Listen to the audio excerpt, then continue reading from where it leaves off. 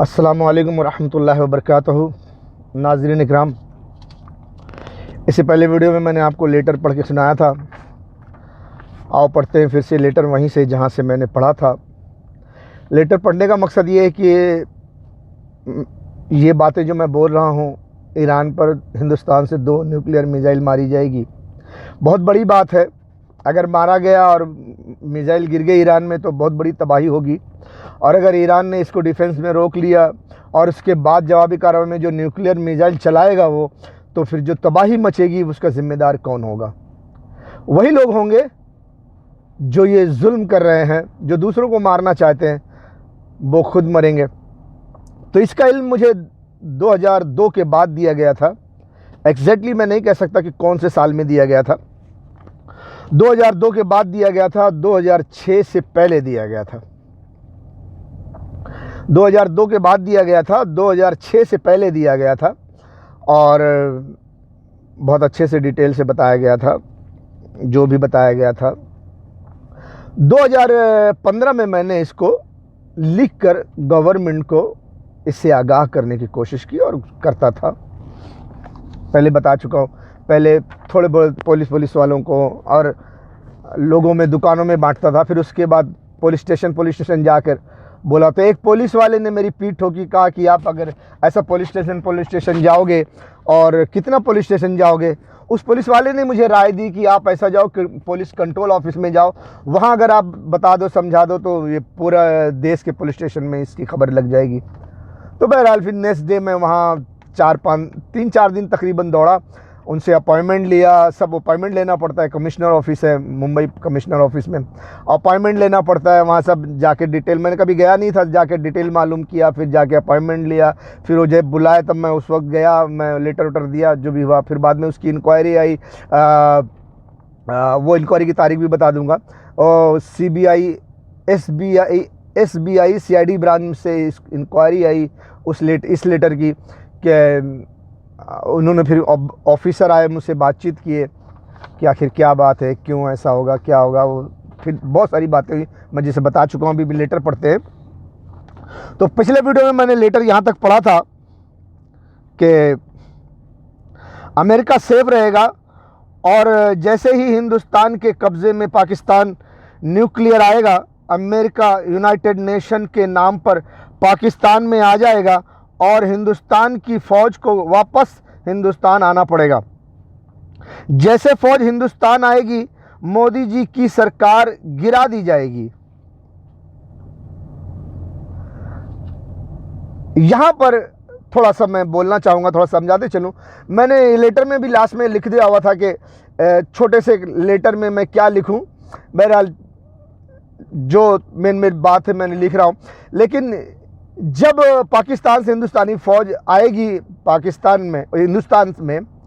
पाकिस्तान से United nation जब उसको वापस भेज देगी फ़ौज हिंदुस्तान की कि भाई अपनी कंट्री में जाओ, इनको फ्रीडम रहने दो, पाकिस्तान के टुकड़े कर दिया जाएगा, तो हिंदुस्तान की फ़ौज इंडिया वापस आ जाएगी। इंडिया वापस आने के बाद यही अमेरिका, यही यूनाइटेड नेशन, यही सुपर पावर, उनके सहयोगी मुल्क हिंदुस्तान में बवाल खड़ा करवाएंगे।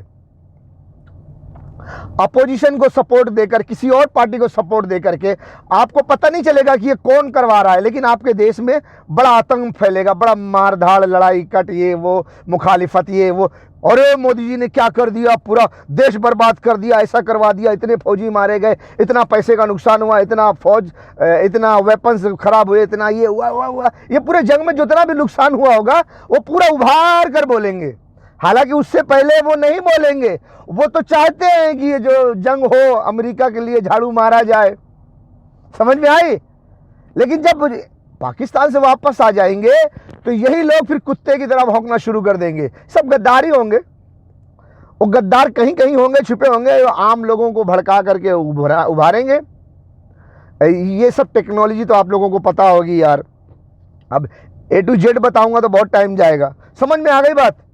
फौज जब हिंदुस्तान लौटेगी तो यही अमेरिका, ब्रिटेन, फ्रांस, इजराइल, यानी सुपर पावर और सुपर पावर के सहयोगियों के चालबाजी, मक्कारी, प्लानिंग से हिंदुस्तान में बवाल होगा, पॉलिटिकल नाटक होगा, ड्रामा होगा, नौटंकी होगी और मोदी जी की सरकार को गिरा दिया जाएगा। क्यों? मोदी जी की सरकार और मोदी जी के तमाम नेता जो इस वक्त कांग्रेस से भी निकल के मोदी जी में जा रहे हैं, बीजेपी में जा रहे हैं, बीजेपी में जा रहे हैं, बीजेपी वाह वाह वाह, तो उस वक्त जंग के बाद बीजेपी को गिरा दिया जाएगा, क्योंकि हर बीजेपी वाला नेता को अक्ल आ जाएगी कि हम अपने लिए नहीं अमेरिका के लिए लड़ रहे हैं, हम अपने लिए नहीं अमेरिका के लिए झाड़ू मार रहे हैं, हम उनकी गुलामी कर रहे हैं। हम उनके लिए गुलामी कर रहे हैं। सबको अक्ल आ जाएगी तो वो ये नहीं चाहेंगे कि अगला कदम हम अमेरिका के गुलामी में उठाएं, क्योंकि मार भी बहुत पड़ेगी ना। पाकिस्तान छोटा बच्चा तो नहीं है, उसकी फौज भी जो मिसाइलें मारेंगी, जो हमला हो करेंगे, फौजी जवान मारे जाएंगे, जहाँ जहाँ मिसाइल गिरेगी वहाँ वहाँ हिंदुस्तानी मारे जाएंगे। सारे तमाम पूरे हिंदुस्तान में आहो बका होगा, रोना गाना चिल्लाना चीखना, हॉस्पिटल फुल, किसी के बच्चे की आंख नहीं है, किसी के हाथ पाँव नहीं है, कोई बेवा हो गई औरत, कोई औरत मर गई, जल गई, सड़ गई, घर गिर गए, बिल्डिंग गिर गई, ये कितनी तबाही होगी, बर्बादी होगी। ये सब के बाद थोड़ी अकल ठिकाने आ जाएगी ना, तो फिर क्या होगा? बहुत सारे लोग कहेंगे नहीं जी अब हम अमेरिका के लिए झाड़ू नहीं मारेंगे। लेकिन अभी अमेरिका का काम बाकी है, फिर क्या होगा? उसके लिए जरूरी है कि मोदी सरकार को गिरा दो, उस सरकार को बनाओ जो इस वक्त भी उनकी गुलाम है और उस वक्त भी उनकी गुलाम बनेगी। बात समझ लेना, मैं आज ही समझा रहा हूं। जब मोदी जी की सरकार गिरा दी जाएगी तो फिर जो सरकार बनाएगा वही वो लोग बनवाएंगे। तो जो लोग सरकार बनाएंगे वो चाइना पे हमला करेंगे। आगे मैंने क्या लिखा है मैं आपको बता दूं, क्योंकि चाइना को भी मारना ज़रूरी है। ईरान पाकिस्तान के बाद चाइना को मारना ज़रूरी है, और चाइना के हाथों हिंदुस्तान का भी मर जाना ज़रूरी है, ताकि अमेरिका का रास्ता साफ चट मैदान हो जाए। बचेगा कौन? रूस। रूस के बाद में वो जापान, ताइवान, वियतनाम, इधर से यूरोप को खड़ा करके चारों तरफ से घेर के चाइना रूस को अकेला करके डुम डुम डुम डुम डुम डुम। समझदार हो, समझ जाओ यार। तो आगे की स्टोरी बोलते हैं जो मैंने लेटर में लिखा है। तो आपको मैंने क्या सुनाया पढ़ के?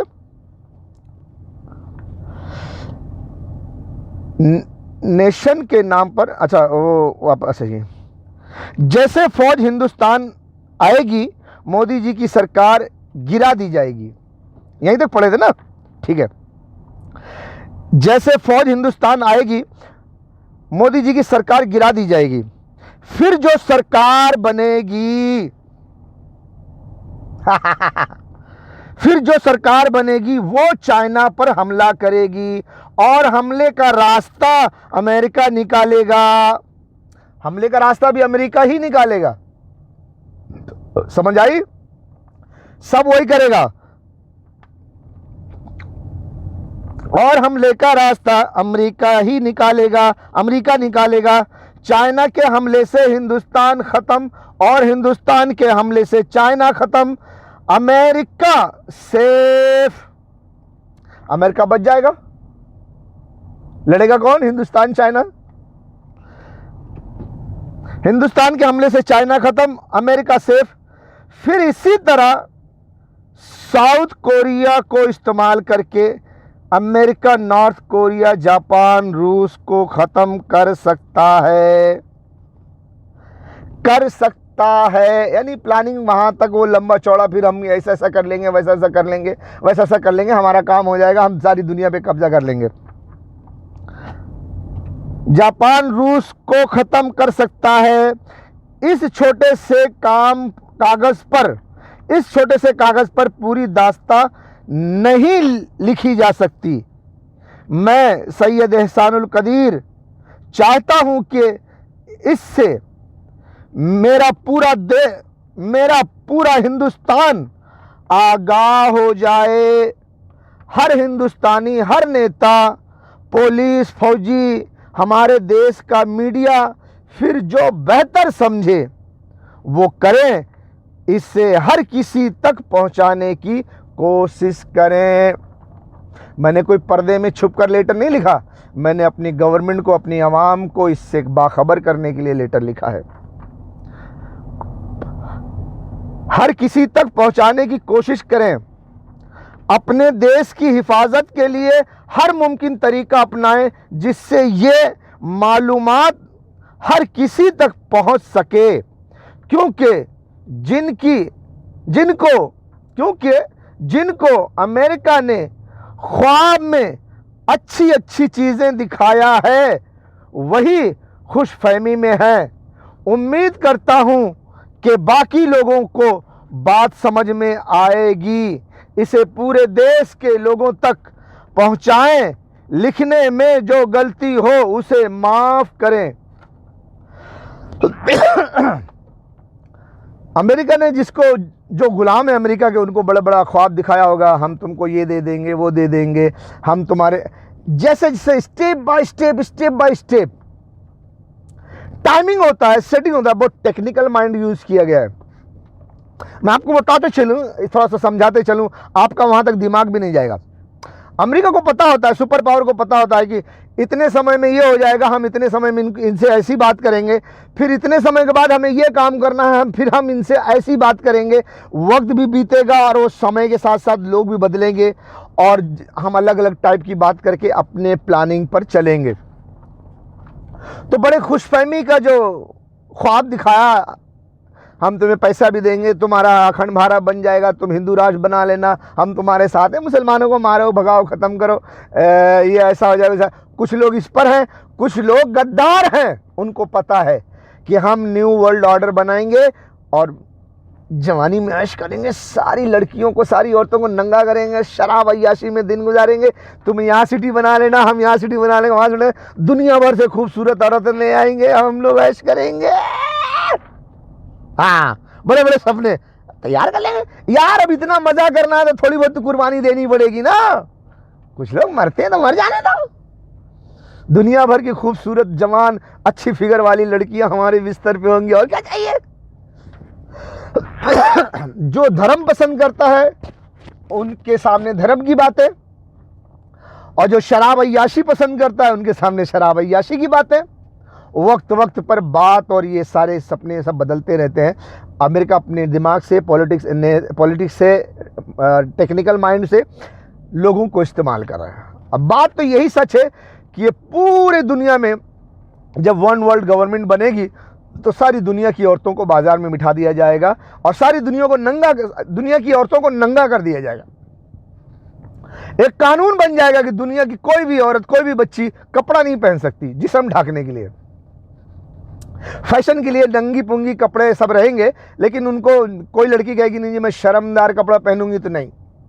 जैसे अभी आपको सबको मालूम है बुर्का पहनना मना नहीं है, अलाउड है, नहीं है, बुर्का पहनने पे रोक लग रही है, ऐसे सलवार कमीज पे भी रोक लगेगी और सब कपड़े पे रोक लगेगी। यहाँ तक कि अगर कोई लड़की कहेगी मैं किसी पराये मर्द के साथ सेक्स नहीं करूंगी, उसको आतंकवादी देशद्रोही का कानून लागू हो जाएगा उसके ऊपर, और उसको देशद्रोही की सजा में क्या सजा मिलेगी, उसको ले जाके एक ऐसी बाजार में ले जाके छोड़ दिया जाएगा जहां 250-300 आदमी डेली उसके ऊपर चढ़ेंगे और उसकी इज्जत का सत्यानाश कर देंगे। वहां पर उसको कैद कर दिया जाएगा, वहां से वो उसे बाहर भी नहीं निकल सकती। वो उस पर तशद्दुद करेंगे, मारेंगे, पीटेंगे, जलाएंगे, उसको एजा पहुंचाएंगे, तकलीफ देंगे, हरासा करेंगे, सख्त तकलीफ पहुंचाएंगे, जहां से वो बेचारी रोएगी, चीखेगी, चिल्लाएगी, उसको बचाने वाला कोई नहीं होगा, क्योंकि साम दाम दंड भेद के जरिए वो अपना काम कर चुके होंगे। अब वीडियो भी लंबी हो गई है तो थोड़ा सा ये मैं लेटर पढ़ दूंगा, आपको बाद में समझा दूंगा। क्या कहते हैं, पहुंचाएं। लिखने में जो गलती हो उसे माफ करें। मेरा मकसद देश की हिफाजत करना है। ये तमाम इल्म मुझे मेरे रब अल्लाह ताला की तरफ से दिया गया है। गलती की माफ़ी चाहता हूँ। मेरा काम सिर्फ लोगों को आगाह करना है। अल्लाह हाफिज़। लोगों को आगाह करना है, यानी कि हर नबी ने भी यही कहा। मैं नबी नहीं हूँ, आई एम सॉरी, मैं कोई नबी नहीं हूँ, आखिरी नबी मोहम्मद सल्लल्लाहु अलैहि वसल्लम है। तो अल्लाह जिसको खबर देता है तो वो सब जितने पिछले नबी भी थे, वो नबियों का भी आखिर में यही कहना होता था, यही काम होता था, वमा अलैना इल्लल बलागुल मुबीन, यानी मेरा काम है सिर्फ साफ साफ तुम तक पहुंचा देना, बस। अल्लाह की तरफ से जो खबर आई मैंने पहुंचाया और मैं अभी भी ड्यूटी पे लगा हुआ हूं। तो मेरा काम है साफ साफ पहुंचा देना, वमा अलैना इल्लल बलागुल मुबीन। सारे अंबिया अलैहिस्सलाम भी यही कहते थे। अल्लाह ने भी कुरान में भी फरमाया आखिरी नबी सल्लल्लाहु अलैहि वसल्लम के लिए भी कि वमा अलैना इल्लल बलागुल मुबीन। आप कह दीजिए कि मेरा काम नहीं है ये सब, आपका मैं जिम्मेदार कोई नहीं, दरोगा नहीं हूँ मैं, आप, मेरा काम है साफ साफ पहुंचा देना, वमा अलैना इल्लल बलागुल मुबीन। अल्लाह हाफिज़। कॉन्टैक्ट नंबर, मैंने इस लेटर में कॉन्टैक्ट नंबर भी दिया था और ये नंबर काफ़ी समय तक मेरे पास था और काफ़ी समय तक इसमें पैसा डाल डाल के रखा था। इसी नंबर पे पुलिस वालों ने, कंट्रोल SBI CID ब्रांच वालों ने मुझसे कांटेक्ट किया और मुझे बुलाया और मुझे इंटरव्यू के लिए बुलाया और इंटरव्यू लिए बातचीत किए सब जगह। तो ये है लेटर कंप्लीट, दो तरफ, ये दोनों तरफ है, ये 2 साइड, ये नंबर 1 साइड। ओके, तो ये है लेटर, ठीक है। ये लेटर लिखा था मैंने, सारे पुलिस वालों को दिया था। अभी हम एक लेटर और बताएंगे कि ये लेटर मैंने कौन कौन सी तारीख को कहाँ कहाँ दिया था। अभी इसमें हो गया तकरीबन 16 मिनट हो गए। ये वीडियो को मैं अभी बंद करता हूँ।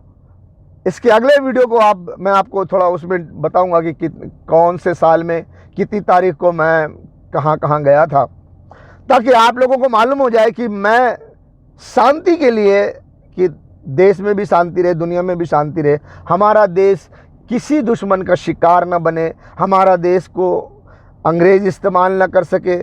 हमारे देश में जब जंग होगी तो हमारे देश के लोग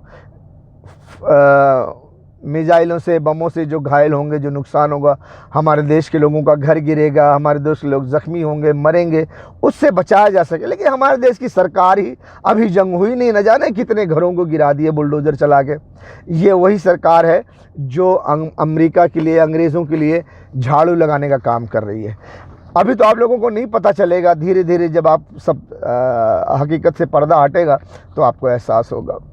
क्योंकि अभी तो उन्होंने जो भूत चढ़ाया हुआ है, आपके जहन पे पर्दा डाला हुआ है, अखंड भारत और हिंदुत्व का चॉकलेट जो मीठी मीठी दी है, वो बहुत मीठा दिया हुआ है ना, तो थोड़ा सा कड़वा थोड़ा बर्दाश्त नहीं होगा। इसके लिए मीठा खा लीजिए। मिठाई का ज़रा सा उसको क्या कहते हैं, मिठाई का ज़रा वो जो असर है ना, थोड़ा कम होने दो, तो फिर आपको वो जो कड़वाहट का चलेगा, पता चलेगा। सब्र करो, सब्र करो, सब्र करो।